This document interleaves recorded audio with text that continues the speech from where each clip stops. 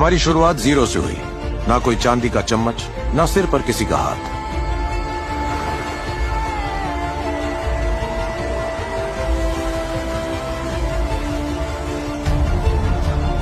दुनिया को हमारे सपने सिर्फ सपने लगे।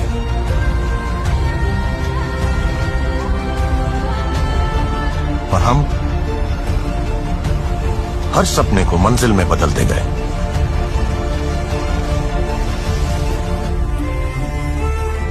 ना जिंदगी में कोई स्क्रिप्ट मिली, ना कोई नक्शा, बस एक जज्बा जो सोने को राजी नहीं था, क्योंकि विरासत थमाई नहीं जाती, बनाई जाती है।